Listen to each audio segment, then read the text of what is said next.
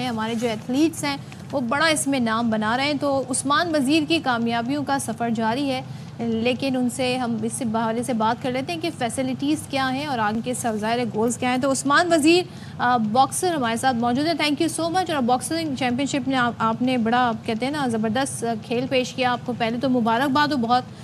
یہ بتائیے گا مسلسل 13ویں فائٹ جیت کر کیسا محسوس ہوتا ہے جب بیک ٹو بیک. السلام علیکم, آپ سب کو بھی مبارک ہو. اور ڈیفینیٹلی مجھے ایک طرف اپنی 13 فائٹ جیتنے کی خوشی ہے, میں نے اپنا ریکارڈ برقرار رکھا, انڈیفیٹڈ ہوا. اور دوسری طرف مجھے دکھ زیادہ ہے کہ میں اپنا ورلڈ یوتھ ٹائٹل نہیں بچا سکا, جو کہ میں پاکستان کا first ever world youth champion تھا. جیسے ابھی آپ لوگ ڈسکس کر رہے تھے کرکٹ کے بارے میں اور اس کا ورلڈ کپ, اس کا ایشیا کپ. دیکھیں مجھے اس بات کا بہت دکھ ہے اس کنٹری میں کہ لائک آلریڈی میں ایشیا کپ, جیسے آپ لوگ ایشیا کپ کہتے ہیں, میں ایشیا ٹائٹل جیتا ہوا تھا.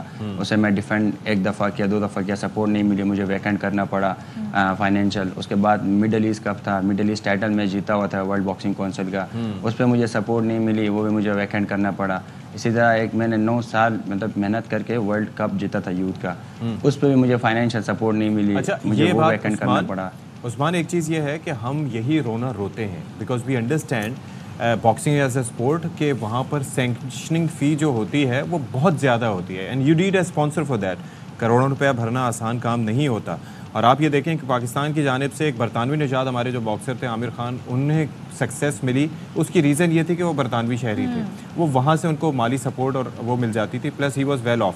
یہاں پر وسیم کے ساتھ آپ سے پہلے کیا ہوا کہ he was good enough, he was falcon, he was very good, he was tough, لیکن ان کی فائٹس وغیرہ اکثر نہیں ہو پاتی تھی. ریزن یہی جو آپ ابھی فیس کر رہے ہیں. تو یہ ذرا ہمارے ناظرین کے لیے ایکسپلین کیجیے گا کہ یہ سینکشننگ فی ہوتی کیا ہے, کتنی دینی پڑتی ہے ایک ٹائٹل فائٹ کے لیے, اور ابھی یہ جو آپ سے واپس لیا گیا ہے ٹائٹل یا آپ نہیں پارٹیسپیٹ کر پائیں گے, اس کے ریزن کیا ہے تاکہ ارباب اختیار بھی سمجھ سکیں.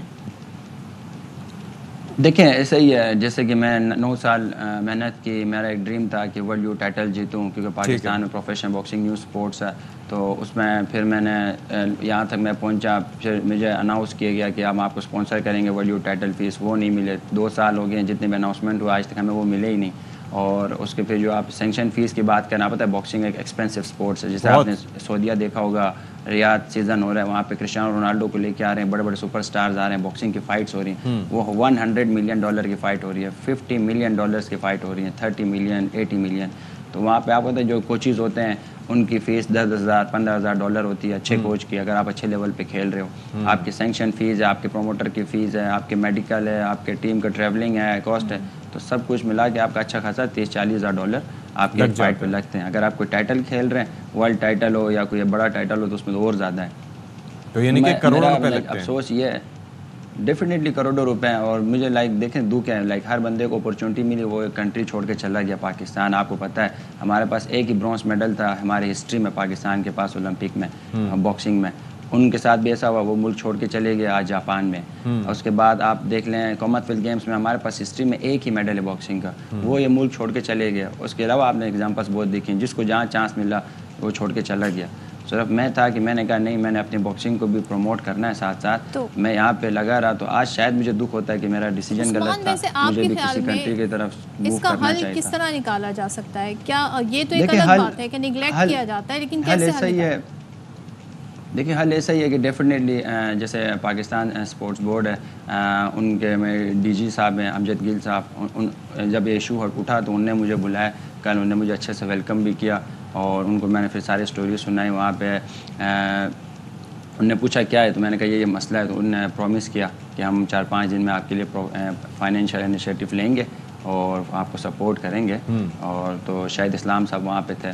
تو دیکھیں اس طرح آپ کو سپورٹ ملتا رہے. ابھی اتنی ایکسپینسو, اگر دیکھیں آپ کے پاس اچیومنٹ نہ ہو تب بھی سمجھ آتا ہے. آپ آلریڈی آپ کے پاس ایشیا کپ ہے, ورلڈ آپ کا یوتھ کپ ہے, مڈل ایسٹ کپ ہے, آپ انشاءاللہ کوشش جاری رکھیں. اور دوسرا ہمارا یہ ظاہر ہے کہ ہم آپ سے بات کیوں کریں, ہمارا آپ سے بات کرنے کا مقصد یہی ہے کہ ہم اس حوالے سے اویئرنیس کریٹ کر سکیں. اور یقین کیجئے کہ me as an anchor person, as a journalist, میرا فیوریٹ سپورٹ ہے باکسنگ. مطلب آج سے نہیں, آج 20-25 سال سے پہلے سے, لائک محمد علی کے زمانے کی جو فائٹ سے لے کے اب تک جو ہے وہ آئی فالو باکسنگ, اور مجھے پتہ ہے کہ پاکستان میں نہ صرف ٹیلنٹ ہے بلکہ لوگ اس کو پسند بھی کرتے ہیں, لیکن یہ انڈرسٹینڈنگ ہونا ضروری ہے. آج کل چلے مجھے یہ بتا دیں, let's come back to the topic اور تھوڑا سا لائٹر نوٹ پہ اس کو لے کے جاتے ہیں. آج کل آپ کے فیوریٹ باکسرز کون سے ہیں جن کو آپ دیکھتے ہیں, کیونکہ کافی سارے تو ریٹائر بھی ہو چکے ہیں ابھی ریسنٹ ہسٹری میں.